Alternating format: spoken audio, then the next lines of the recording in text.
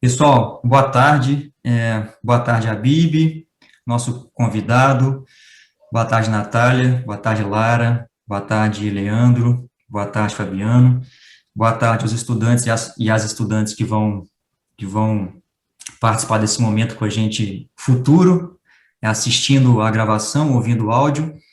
A temática central da nossa conversa é falar sobre a história da saúde mental, né, a partir da contribuição do professor Leonardo Habib, que eu vou apresentar agora de maneira breve, e ele, caso queira, depois pode fazer a sua complementação. Mas antes disso, agradecer a Habib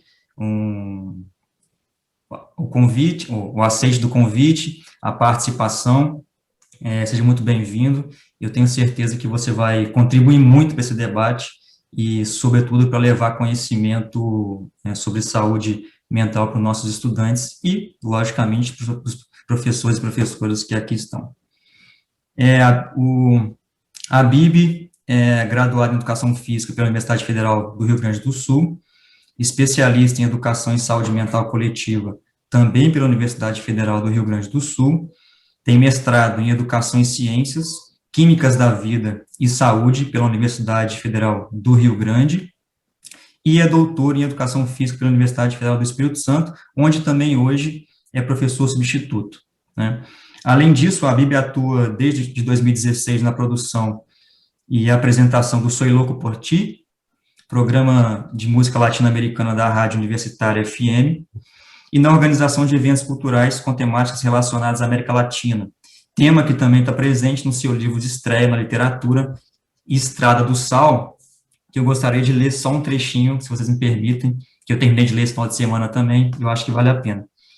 Enfim, os caras conseguiram conhecer um pouco da América Latina que René escutava nas músicas do Calle 13, e que Vander lia nos livros de Eduardo Galeano. A América que passa por dificuldades, por problemas, sofre, mas que também luta, canta, toca, resiste, acolhe, cria, sorri e cultiva ancestralidades. A América das culturas dos povos originários e dos povos negros. Livro do Habib. Seja bem-vindo, Habib. Rapaz, que apresentação, hein, velho? Essa aí eu não esperava que você ia contar no lado radialista e escritor. Mas, enfim, boa tarde a todas e todos, um prazer estar aqui com as professoras e os professores do Pedro II, com as alunas e os alunos, né? Para mim é uma honra muito grande poder participar minimamente, brevemente, de um espaço da formação aqui do Colégio Pedro II, né? Agradeço ao Guilherme, que é, meu irmão de vida aí, meu camarada, né? Tivemos aqui uma história aqui em Vitória, a gente foi orientado pelo mesmo professor na pós-graduação aqui na Federal do Espírito Santo. Então, agradeço aí ao convite, a lembrança e a confiança, né? Espero poder corresponder às expectativas, né? Eu colocaria assim, né? Porque um professor de educação física falando de saúde mental, né? Então, antes de entrar propriamente na fala, né? Sem me delongar muito, eu fui trabalhador, né, de serviços públicos de saúde mental, né, então fui um trabalhador do SUS, atuei nos serviços relacionados ao atendimento à saúde mental, né, desde a época da graduação, quando fui estagiário, né, em um hospital público, e depois passando pela residência, e depois como profissional contratado, né, estive aí na saúde mental até o meio de 2015, que foi quando eu me mudei para Vitória, e aí para me dedicar, né, aos estudos aí aqui da pós-graduação, né. E é interessante que nessa caminhada aí de trabalhar no serviço de saúde mental, eu tive a oportunidade de de fazer 2 vivências na cidade do Rio de Janeiro, né, pude fazer uma imersão de 1 semana, primeiro, né, em 2010, né, então pude conhecer alguns dos serviços do município, né, conheci o consultório na rua, que fica ali na região da Lapa, e pude também ficar um pouco no Centro de Atenção Psicossocial do Complexo do Alemão, né? Estava recém começando as atividades. E depois eu tive uma outra oportunidade em 2011 de passar um mês, né? Aí foi uma imersão maior de um mês, né, no Centro de Atenção Psicossocial Torquato Neto, que na época ficava no bairro Todos os Santos, ali pertinho do Engenho de Dentro, ali naquela região, próximo ao Meier, né? Hoje ele tá um pouco mais afastado, né, e fica agora na região de Taquara, foi um pouco mais longe, né, mas na época que eu tive lá, eu fiquei naquela região, né, então circulei bastante ali pelas redondezas dos engenhos, né, do de dentro e o engenho novo, então tem essa... então foi legal, porque eu me lembrei dessas experiências no Rio de Janeiro, né, relacionadas à saúde mental, né. Conheço um pouco da cidade para além do que o turista conhece ali na Zona Sul, né, então pude fazer umas atividades no Jacarezinho também, então deu para conhecer um pouco da Zona Norte Carioca, né, nessa experiência. Então, moçada, eu resolvi trazer uma apresentação mais com algumas imagens mesmo, né, o professor Guilherme me disse por onde que vocês estão caminhando, né, nas atividades aí da história do conceito de saúde, né, a relação com os determinantes sociais, né, pensando na relação saúde e atividade física de um jeito mais amplo. Então, trouxe aqui algumas imagens só, um pouco texto, para a gente ver como é que a gente pode pensar nessas ideias focadas na saúde mental, né. Eu vou compartilhar aqui com vocês.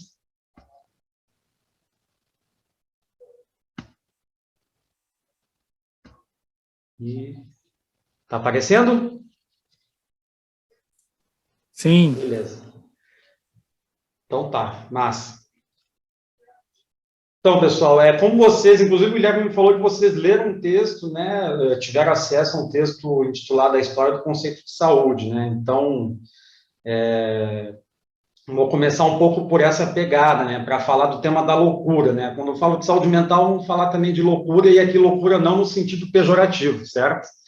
É mais porque é um nome popular mesmo, um nome que a gente conhece, está mais habituado a ouvir no dia a dia, certo?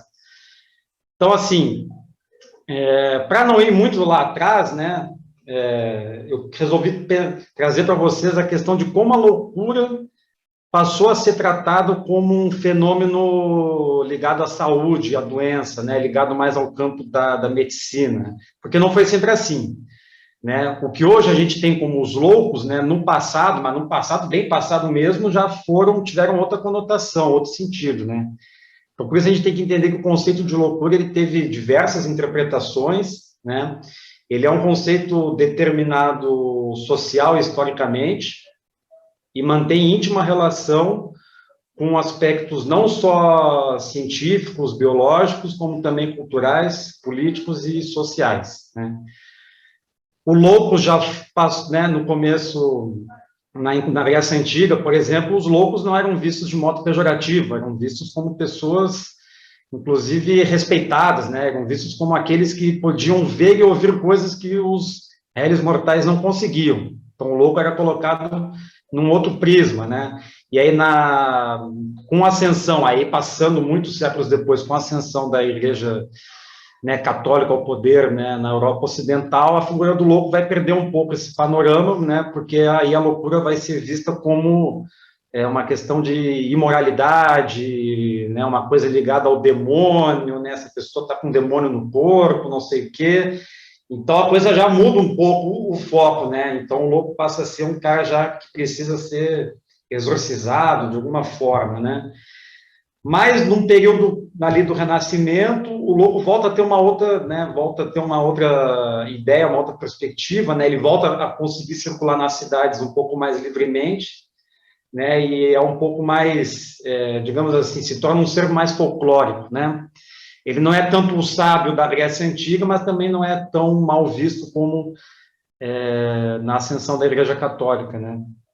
Então, aqui eu mostro para vocês uma imagem que é um quadro onde, né, está apresentando o Anal dos Loucos, né, que é uma espécie de um mochilão da loucura que acontecia na Europa no século XV, século XVI, que é quando, assim, os tidos como loucos eram colocados num navio para fazer uma viagem, né, sem um rumo muito preciso, né, mas é quando eles já estavam, assim, mesmo recebendo algum respaldo, assim, da sociedade, é quando eles já estavam incomodando um pouco mais do que a galera aguentava, e aí eles eram colocados nesses navios e eram levados para passar um tempo sabático, um retiro espiritual, enfim, né, então era a famosa nau dos loucos, nau da loucura, né, então essa é a imagem que eu trago, uma imagem já da baixa Idade Média, né? Um período ali que está terminando a Idade Média, nós estamos prestes a começar a modernidade,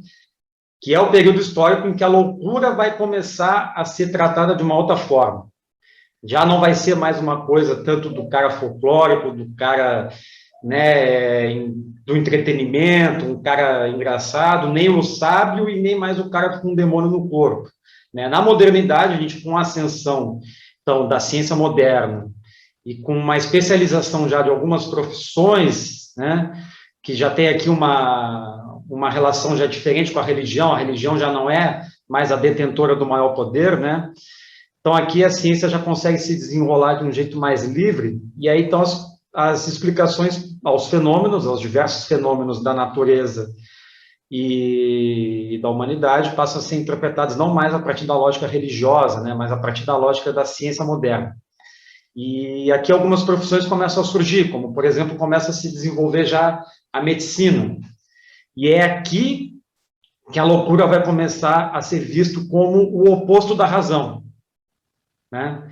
Então, a loucura vai ser tratada aqui como a desrazão, o lugar da desrazão. Então, se é o lugar da desrazão, é o lugar daquele que não merece ser escutado, tudo que ele fala passa a não ser mais legítimo, passa a não ser mais engraçado, não ser mais, né, uma coisa interessante, inteligente, ele perde tudo isso, né? Nesse momento de ascensão da modernidade, então, que a loucura passa ao lugar da desrazão, né? E quem passa a tratar a loucura passa a ser a medicina, né? E porque passa-se a ter a ideia de que é possível controlar, né, esses sintomas, né, esses sinais que essas pessoas tidas como loucas, né, como não racionais, passam a ter, né, essa coisa de ter as visões, né, de ouvir vozes, de ter comportamentos mais, um pouco mais agressivos em alguns momentos, ou então comportamentos mais catatônicos, né, mais parados, enfim, essas oscilações de humor. Então é nesse momento que passa a ter uma preocupação enquanto doença. Se passa a associar loucura a uma questão de doença. Se é uma doença, ela precisa ser tratada em algum lugar. E aí a gente vai ter a ascensão dos primeiros hospícios, ou asilos, né? Também a gente vai encontrar na literatura esse nome asilo, né? Se vocês já leram aí nas aulas de literatura no colégio, devem ter visto o livro O Alienista, do Machado de Assis, né, em que ele fala, né, o principal personagem da história, o Simão Bacamarte, é um alienista, né, um cara que cuida, né, dos alienados, né, no seu hospício, né, no seu asilo. Então, nesse caso, a gente começa a ver que o louco começa a ser colocado nesses espaços para ser escondido, de certa forma, né, para ser isolado da convivência com a população. Por quê? Porque ele é um cara que não consegue se adaptar às normas daquele processo de revolução industrial que está rolando, né, no século XVIII e no século XIX. Né? Ele não se adequa com facilidade àquelas regras, ao regime de trabalho, né? Então, a loucura aqui, vocês veem que não tem uma relação só com o cara ser meio biruta, só porque o cara, né? Não, também tem uma relação, né, social, política e econômica, né? Então, assim, a sociedade daquela época não conseguia inserir eles no mercado de trabalho que estava começando ali a ter, e começa a isolar essas pessoas, né? Passa a ser um incômodo para a ordem vigente. E aí começa a colocar esses sujeitos nesses lugares, né, nos hospícios e nos asilos, né?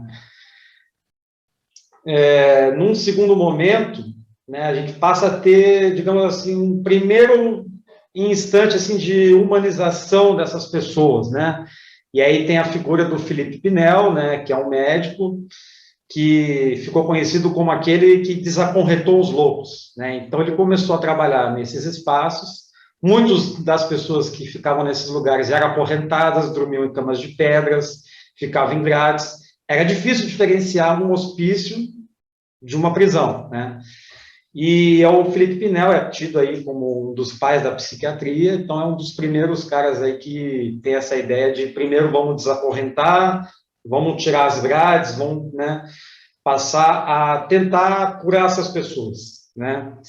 Se tinha a crença de que era possível curar as pessoas, né?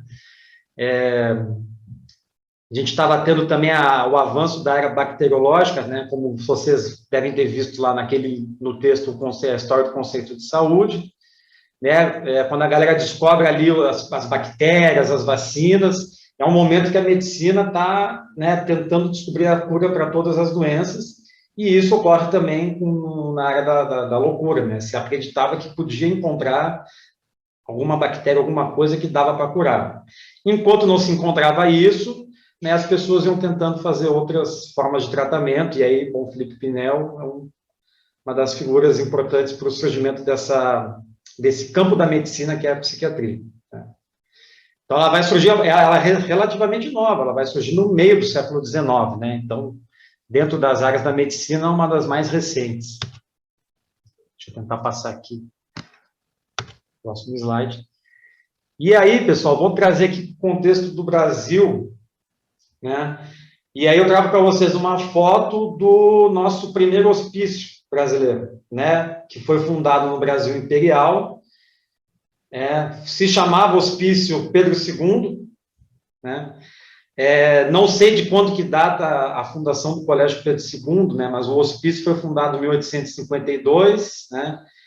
E botaram um nome, uma homenagem ao imperador Pedro II, botaram o nome do hospício, né, em homenagem a ele, né?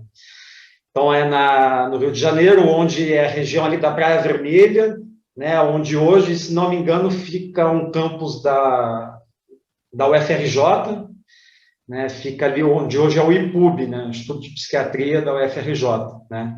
Então, foi lá que foi feito então, o primeiro hospício. Aliás, ali é muito próximo, a região muito próxima de uma outra parte histórica muito importante do Rio de Janeiro, que é General Severiano, né, sede do glorioso Botafogo, o maior do Rio. Não é o melhor, é o maior. São coisas diferentes. Mas, enfim, então está lá, foi fundado em 1852 e foi a primeira instituição a tratar das pessoas tidas como loucas, né, naquela época. Né?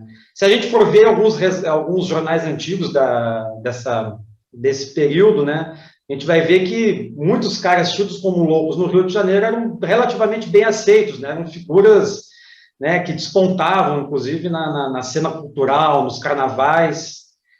Só que é isso, né, a sociedade vai mudando um pouco os ares por conta da modernização, da industrialização, esses sujeitos passam a não se inserir nessa lógica e passam a ser, né, então, passam a ser diagnosticados e tidos como loucos e passam a ser colocados nessas instituições, né. No começo do século XX, por problemas de superlotação, são criadas as colônias, né, as colônias psiquiátricas eram um outro modelo, né, baseado muito em algumas experiências alemãs e francesas, de colocar os loucos, então, em grandes fazendas, e aí uma das mais importantes do Rio é a conhecida como a colônia Juliano Moreira, que fica em Jacarepaguá, até hoje fica lá em Jacarepaguá, e aí na época Jacarepaguá não tinha quase ninguém morando lá, então assim, era um fazendão mesmo, e aí os loucos que não podiam ficar lá no Hospício Pedro II, que aliás ele muda de nome, né, ele passa a ser Hospital Nacional de Alienados, porque, né, o Brasil vira república, deixa de ser império, e aí, né, o Brasil república tenta tirar quase todo o rastro do Brasil império, então muda-se o nome do Hospital Pedro II para ficar Hospício Nacional de Alienados, né. Então, nesse período, então, o pessoal começa a ir para essas colônias, porque acredita-se de que os loucos podem se beneficiar desse contato com a natureza, né, desse contato com o trabalho pastoral, né, e aí o pessoal começa a usar esse plano B, né, várias colônias foram feitas no Rio de Janeiro, o Rio de Janeiro ainda tinha muita área rural, né, do município, e um outro lugar também, que era a colônia do Engenho de Dentro, que hoje, né, depois a colônia Engenho de Dentro virou, se transformou num hospital também psiquiátrico, né, e hoje é conhecido como, né, o Instituto Municipal Anísio da Silveira. Já vou falar então deles, né. Então, no Rio de Janeiro era assim que se tratava a loucura, era assim que se tratava a saúde mental, né, nesse comecinho aí, final do século XIX, início do século XX. Eu vou falar rapidamente dessas, né, duas figuras importantes para a psiquiatria brasileira e para a saúde mental, né, que é o Juliano Moreira, né, um dos principais psiquiatras brasileiros do começo do século XX, né, e aqui eu coloco duas imagens aqui das colônias, né, ele era um dos incentivadores, era um cara super culto, letrado, né, mantinha contato com os maiores psiquiatras, né, da Europa Ocidental, e ele trouxe muitas coisas de lá para cá, para o Brasil, né, das experiências inovadoras de lá para cá, e ele investia muito nesse diálogo mais próximo com os pacientes. Ele acreditava muito nessa coisa do espaço aberto, de tirar a camisa de força, né? Uma das principais medidas dele foi abolir o uso da camisa de força, né, nos hospitais, nas alas onde ele atuava, né, e de criar maiores espaços de diálogo entre os médicos, entre os enfermeiros e os pacientes, né. Então, ele é muito importante, ele viveu aí até iniciozinho da década de 30, acho que falece ali no começo dos anos 30, né, mas é uma figura super importante aí da nossa psiquiatria, da nossa saúde mental, né, um dos caras que ajudou aí a dar uma... eu acho que posso usar esse termo, né, dar uma humanizada aí no trato com os loucos, né. Na sequência, né, a gente passa a ter uns anos assim mais complicados, digamos assim, da psiquiatria no século XX, que é quando a psiquiatria vai deixando de investir nessas outras formas de cuidado e vai passando a tentar resolver as coisas de modo mais procedimental, digamos assim, um pouco mais invasivo e abrupto, né? Eu trago aqui para vocês 4 imagens, né? A primeira imagem, mais à esquerda, mostra uma mesa de convulsoterapia, né, em que os psiquiatras induziam os pacientes a ter uma convulsão, porque acreditava-se que assim, né, podiam se diminuir os sintomas de depressão e alucinação dos pacientes, né. Do lado dessa imagem, temos aqui o kit lobotomia, né, que também é uma técnica bastante agressiva, utilizada aí muito pela psiquiatria ocidental e também no Brasil, né, na metade do século XX, né, então que eles pegavam nessas ferramentas e tentavam fazer uma inserção no lóbulo frontal das pessoas, né, para tentar, enfim, atingir algumas regiões centrais do cérebro, né, que acreditava-se que fazendo isso podia-se também acabar ou diminuir com os sintomas que as pessoas apresentavam, né, e essas duas técnicas, tanto da convulsoterapia como da lobotomia, eram técnicas que deixavam as pessoas, isso está bem registrado, está bem reportado, né, galera, deixava as pessoas muito, muito mal, né, depois, né? Em alguns momentos podia até diminuir um pouco os sintomas, mas as pessoas voltavam muito, elas regrediam muito desses procedimentos, né? Elas pioravam muito o quadro clínico geral, de uma forma, né, mais ampla, né? Então eram modos muito agressivos, né, de atender, de tratar as pessoas, né? Elas ficavam muito pior quando saíam desses procedimentos.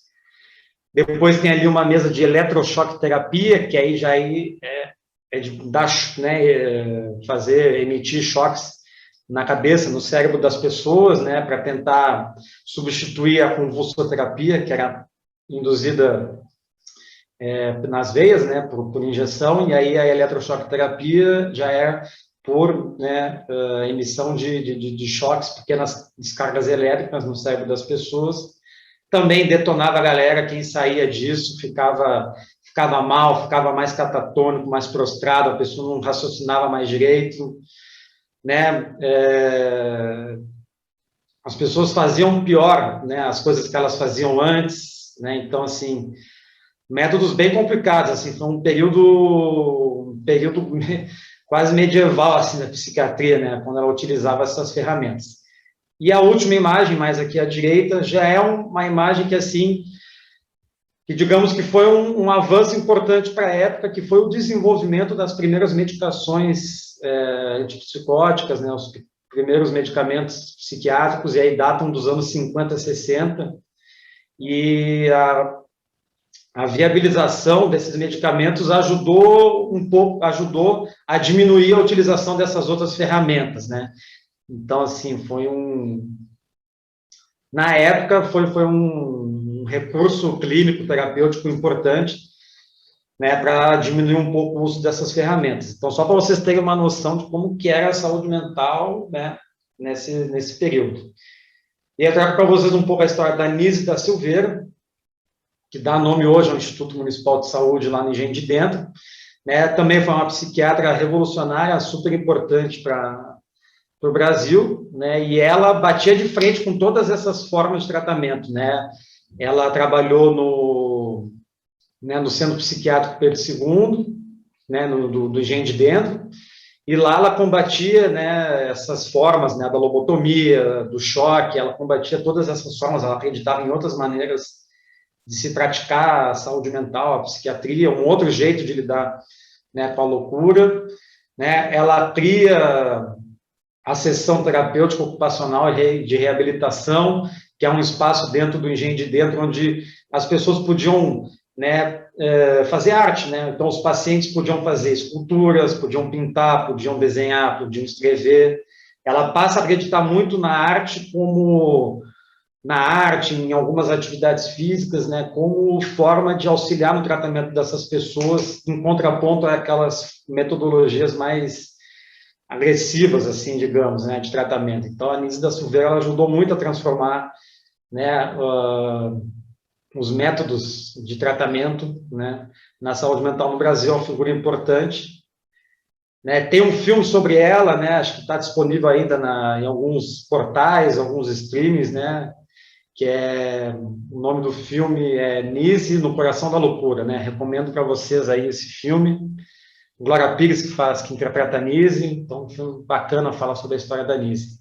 Ela tinha alto contato também com a galera lá da Europa, ela era muito próxima do Carl Jung, que era um dos principais psiquiatras também da Europa, então ela era uma figura super importante, também super antenada com o que estava acontecendo, né, na psiquiatria em nível mundial. Aí que trago algumas imagens, né, uma imagem dela, na época que ela trabalhava lá no Engenho de Dentro, e aí 2 imagens dela trabalhando junto com os pacientes, né, com os pacientes fazendo aqui seus trabalhos artísticos, né, ela acreditava que isso ajudava muito no tratamento deles, ajudava eles a se expressarem, deixava menos agressivos, menos ansiosos, né, era um jeito de poder permitir a expressão deles, né.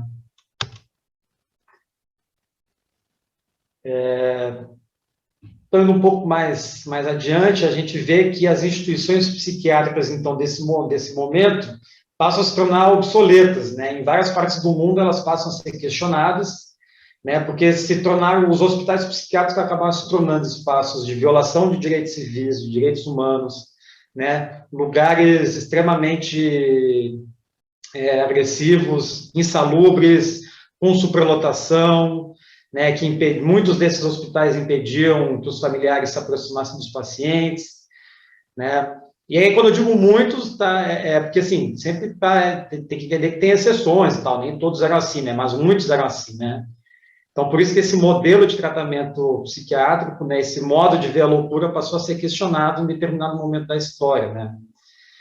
E aí, bom, nós estamos falando aqui, já passando aqui da segunda metade do século XX, e é interessante de saber que muitos desses hospitais psiquiátricos passaram a ser verdadeiros depósitos humanos. Então, muita gente que nem tinha diagnóstico psiquiátrico, que nem era tido assim como um louco clássico, acabava parando lá. Inclusive, presos políticos, né, aqui a gente está falando de pessoas que reivindicavam, que contestavam a ordem, acabavam sendo colocados, eram forjados como loucos, eram colocados nesses espaços. Andarilhos, né, pessoas que eram mais da boemia, que ficavam, né, mais perdidos na noite por aí, eram colocados lá. né? Tinha aquela coisa assim, ó, as famílias diziam muito nessa época, ó, tem que andar sempre com um documento na mão e cuidar para não ficar até tarde na rua, porque se a polícia te encontrar, ela pode te mandar ou para a polícia, ou te manda para a delegacia, ou te manda para o hospício.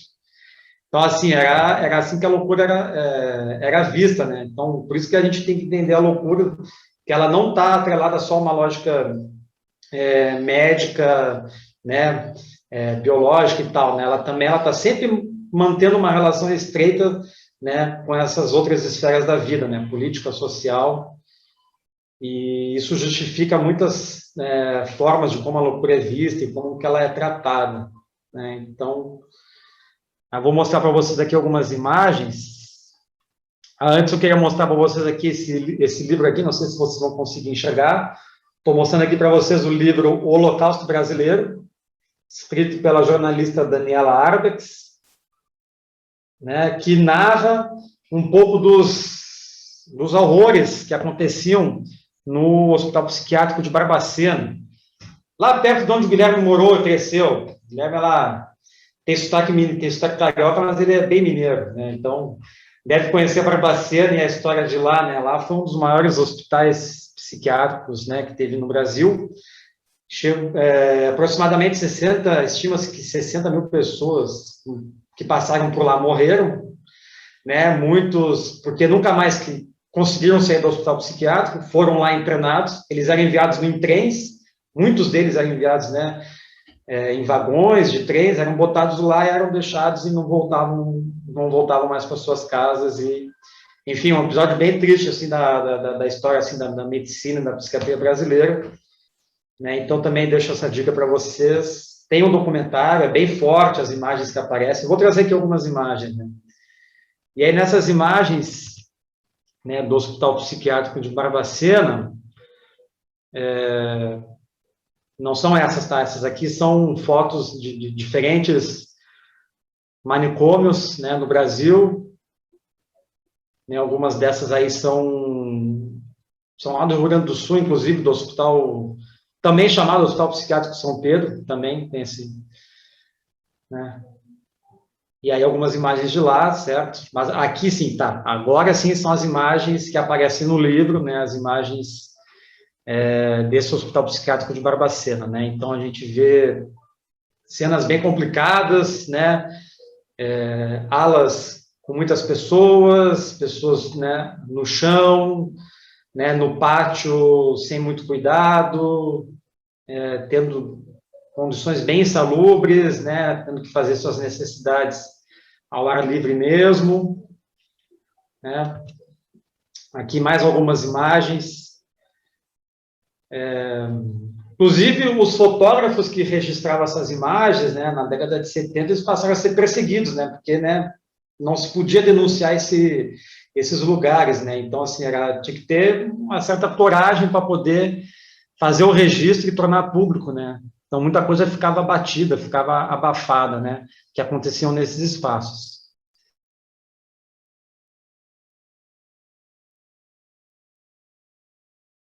Passou-se a se ter um movimento, né, moçada, chamado de luta antimanicomial. Não só no Brasil, mas também em outros países, né, que passaram a contestar esse modo de tratar a loucura, esse modo de ver a loucura, né, passou-se a se pensar em outras formas, porque estava se vendo que esse modelo, além de agressivo, de violento, né, extremamente disciplinador, também não curava as pessoas, né, não deixavam elas melhores, a maioria das pessoas ficavam lá para sempre, não saíam de lá, né. Então passou-se a se questionar isso, né, principalmente alguns países ali da Europa Ocidental, que foram fazendo suas pequenas reformas psiquiátricas, né. Alguns lugares optaram por não acabar com os hospícios, mas por reformá-los, né. Pensou-se em deixar esses hospícios mais próximos de uma realidade de casa, e passou-se a trocar as alas por pequenas casas, por cômodos, né, com cômodos com menos pessoas, em que as pessoas internadas pudessem ter uma convivência mais próxima do que é uma convivência de uma casa, né. Muitos desses lugares passaram a ser chamados de comunidades, né, e nesses lugares também se ensaiavam, né, pequenas assembleias dos pacientes, algo que era super revolucionário para a época, né? Pensar em assembleias de pacientes psiquiátricos, né?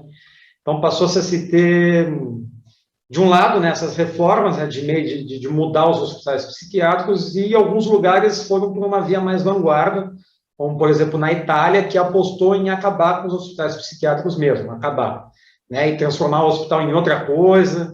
Muitos hospitais, muitos manicômios se tornaram cooperativas de trabalho de pacientes psiquiátricos, né, se transformaram em espaços de cultura, de esporte e tal, fizeram, né, optaram por uma via mais radical nesse sentido, né.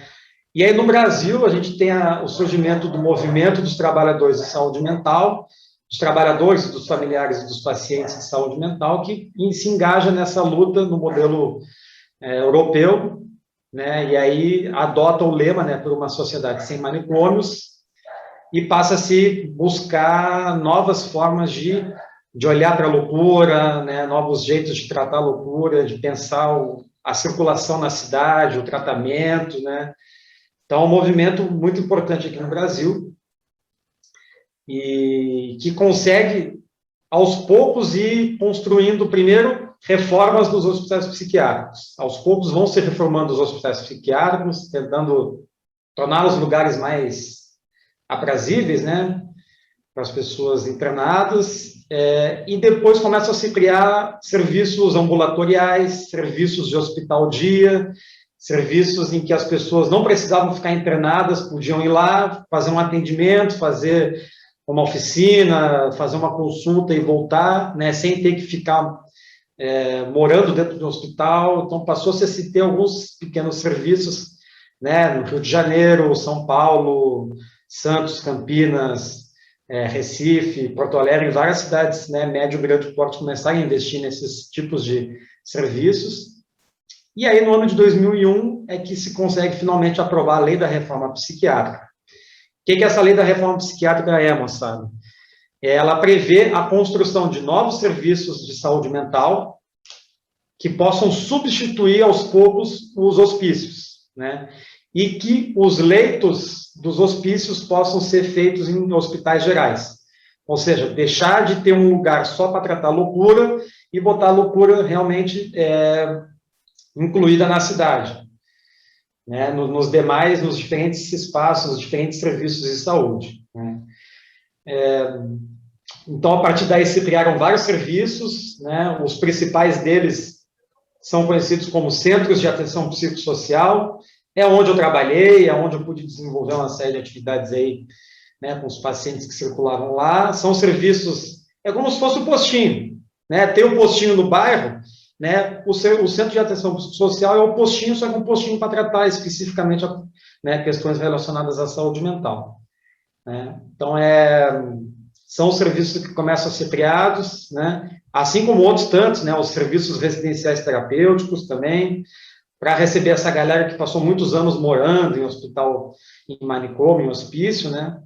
São serviços, né, são casas em que o pessoal, pequenas repúblicas, em que os pacientes saem do hospital psiquiátrico, passam a morar nessas repúblicas e passam a ser cuidados 24 horas por dia, né, por cuidadores, pessoas ligadas à área da saúde. Então, eles não foram desassistidos, né. Então, é uma transição com cuidado, né.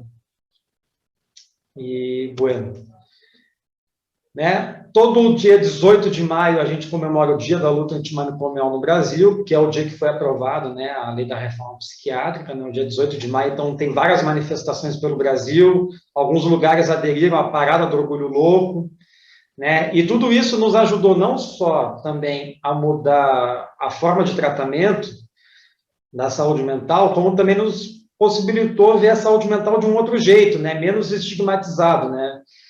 A gente ainda tem um pouco de dificuldade de tratar de saúde mental em alguns lugares, mas hoje a gente já consegue falar de forma muito mais aberta do que né, coisa de 20, 30, 40 anos atrás, né? Então, saúde mental não é só coisa do cara loucão e tal, né? A gente consegue já trocar uma ideia, falar sobre saúde mental de forma, né, muito mais ampla, né? Então, é um movimento que nos ajudou, né? Aqui eu coloco algumas imagens, uma imagem é de um cartaz, né, do Dia da Luta Antimanicomial, e a outra imagem é de um bloco da saúde mental,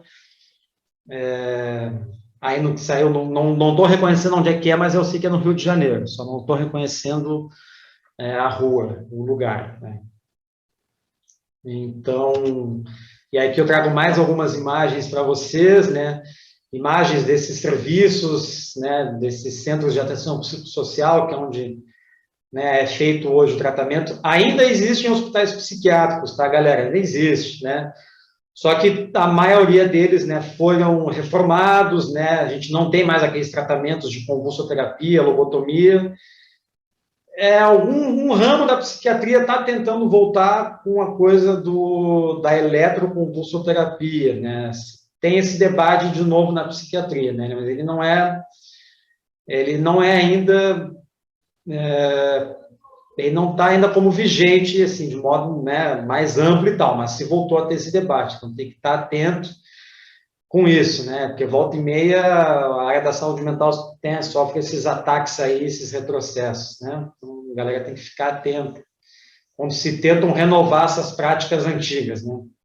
Mas, assim, temos ainda alguns hospitais psiquiátricos no Brasil, mas todos reformados, a maior, quer dizer, todos não, né?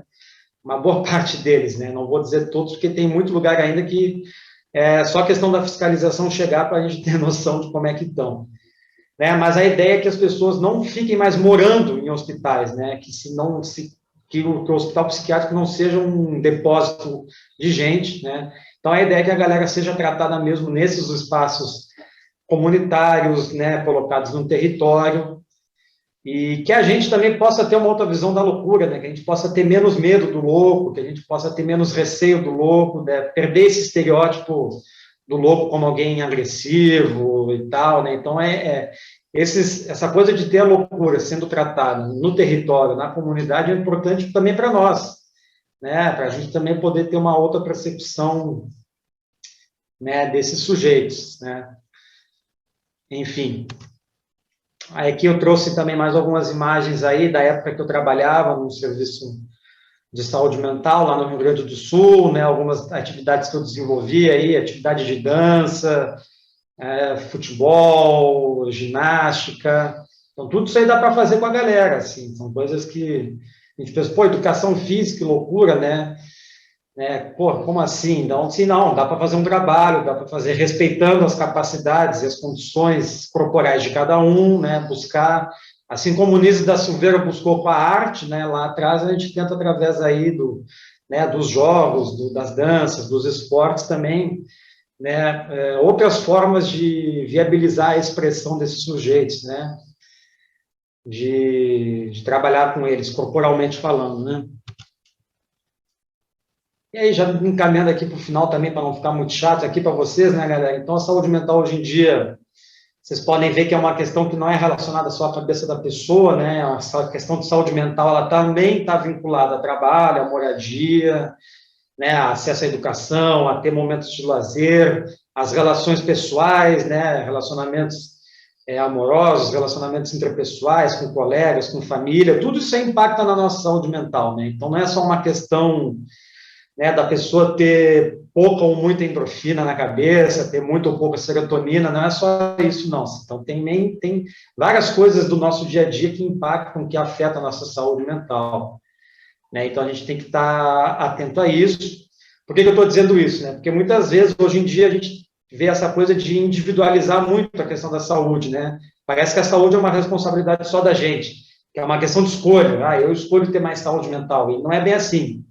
Né? Então, isso que eu queria trazer uma reflexão final aqui para vocês e tal, né, que a gente pense na saúde mental, né, que é uma questão não só individual, né, por isso que eu digo, individualizar menos e singularizar mais. Ela passa por processos singulares da gente, né, mas ela não é uma questão só individual, porque, assim, a nossa saúde mental tem a ver com várias coisas, né, não tem a ver só com quem tem um diagnóstico psiquiátrico, tem a ver com a gente.